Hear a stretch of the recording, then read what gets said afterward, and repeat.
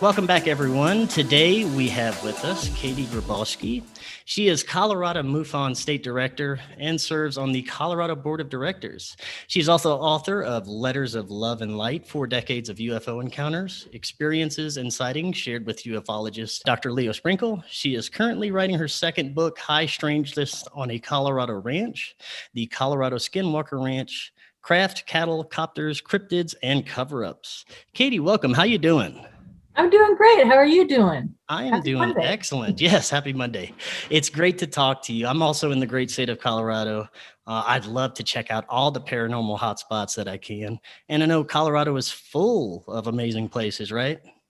Yeah, it sure is. You got to get to Estes Park and check out Stanley Hotel. I mean, that's a great paranormal hotel right there to start with. But yeah, there's so many places out here, San Luis Valley for UFOs and the UFO Lookout, and just a lot of different areas for sure. Yeah, definitely. I'm looking forward to checking out as many places as I can. And I'm also looking forward to your presentation at this year's Laughlin UFO Mega Conference. It's going to be June 6th through 12th in Laughlin, Nevada. The title of your presentation is High Strangeness on a Colorado Ranch. I'd love for you to give us like a little sneak preview of what you're going to be talking about and presenting. Okay. Well, in a nutshell, the whole reason I got into ufology in the first place is I know it's been over 40 years ago. I'm kind of aging myself, but as a young girl out in Elbert County, Colorado, my family and I experienced some very high strangeness events. A lot of cattle mutilations at the time. Linda Moulton Howe was prominent in investigating these mutilations out here. She was local in Denver at the time, got her start out here. And we had paranormal activity, UFO sightings, Bigfoot creature sightings, all sorts of really high strangeness out there on the ranch. And I was 9 to 12 years old when all this happened.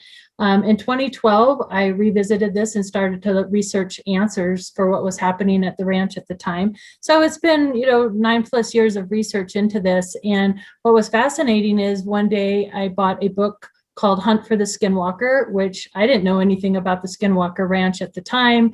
I just thought, oh, it's about a ranch. Maybe there's some parallels. And in that book is a chapter called Other Hotspots. And they talked about the family's ranch out in Elbert County, Colorado. And I was like, oh, and that's where I learned that Dr. Leo Sprinkle was one of the original investigators of the ranch. So I quickly wrote him a letter and heard back from him verifying, yes, it is the family's ranch. Quickly drove down to Laramie. It's only a 2.5-hour drive for me to go down there. And I pulled the file from the investigation, and I've been researching and doing interviews and flying and talking with people. And I'm so anxious to share everything that I've learned with all of you guys at Laughlin. At heart, I'm a researcher, and my happy place is hidden in dusty boxes and archives and reading. But there comes a point where you have to start sharing what you've learned.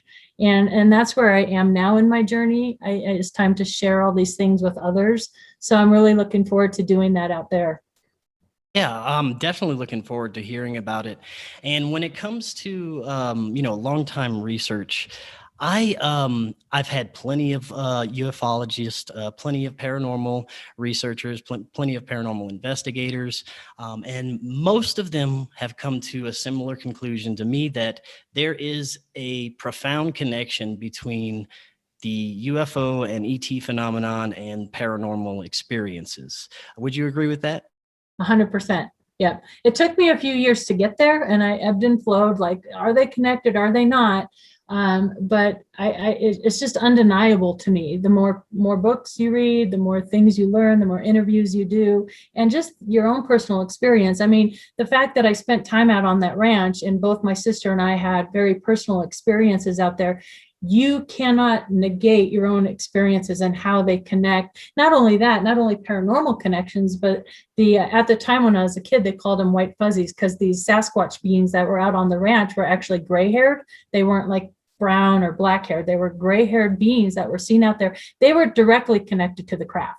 You can't convince me otherwise. And there's a whole group of people that say, no, those two aren't connected. But in my experience, in the case out at the ranch, they were definitely connected. So, you can't negate your own personal experiences. And it's important to share with others because that's what it's all about in the end, is drawing these connections and conclusions and looking at the parallels between other people's experiences and your own, right? So. Now, as far as your own personal investigations, would you say that most of the cases and sightings and experiences people have had have been positive or negative, or kind of just an even mix of both? Well, I think that's interesting. It's a really good question. At the time, in the late 70s when this happened, it felt very eerie and it felt scary and evil. It wasn't something I welcomed. I mean, I never slept alone after these things happened. I was frightened. Shadow figures in the room. It's very scary. Now that I'm an adult and it sort of changed, I'm not saying it wouldn't still be scary if that activity is slowed down out there now out in Elbert County. But my connection to whatever the path that I'm on now feels positive. Does that make sense? I guess. So yeah, it's both for me. But yeah, I think that from most of the people that I've interviewed, and I've had, my own experiences, for me, most of it has been positive.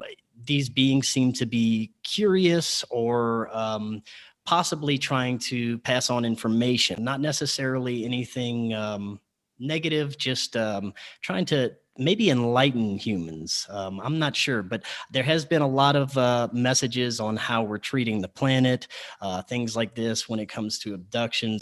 I believe that it could be that these beings are trying to give us messages about our future. Do you think that it's possible that it's true that we could be some kind of experiment for extraterrestrials? I guess that's one possibility, and I know that's a popular theory out there. It's interesting. John Schuessler bestowed upon me I'm going to put out the town here, but it's the briefing document from the ranch at the time. I'm keeping it to Elbert County because the actual town, and although there was phenomenon in each of these towns, especially with the cattle mutilations, this specific town where the ranch is still a very, very small town. So I don't want people to get curious and go to this town and start bugging the people. They're kind of private people. Anyway, but in this briefing document, it talks about that at the time of this phenomenon, there were two different races of ET beings in conflict with one another. And I know that's a theory out there, like there's the Palladians and the Orions that possibly had this battle and this war amongst themselves. And this was reported in this briefing document that they were actually two beings out here that were sighted, and they were kind of fighting amongst themselves. And we were just sort of afterthought or in their way. And at the time, our family, we were threatened not to talk about this by the ET beings. They were disembodied voices, and I'll share that in Laughlin, what that recording, because in this briefing document, it says exactly what the warning was. And we were told that we were to remain silent concerning them. So I don't know, it would be really nice to think that the ETs are out there and they have our back and they're going to help us, especially since they can take down our nukes. And if we're stupid and we're going to go to a nuclear war, maybe they'll shut it down. I'm not so sure if they're doing that to save the planet, to save us, or both.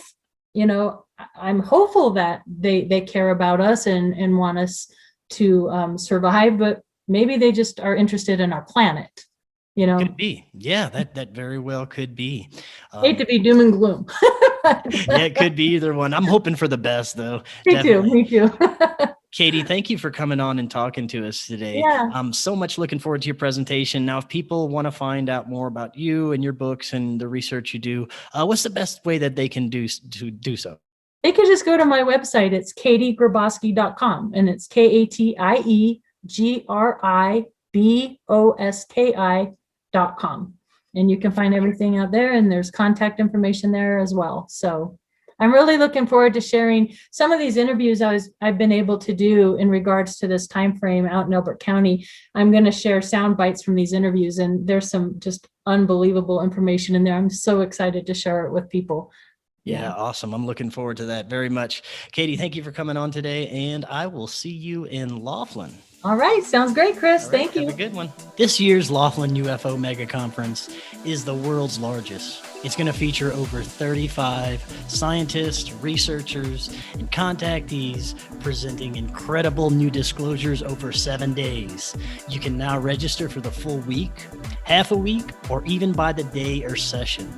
Not only is there going to be over 35 amazing presentations, you're going to get a skywatch, meet and greets, and exclusive film screenings. This amazing event will also be available via live stream online. Go to their website, which is LaughlinUFOMegaconference.com, and register now. Last year's conference was amazing, and this year's is going to be even better. Join us for an incredible 7 days of education and disclosure, the Laughlin UFO Mega Conference.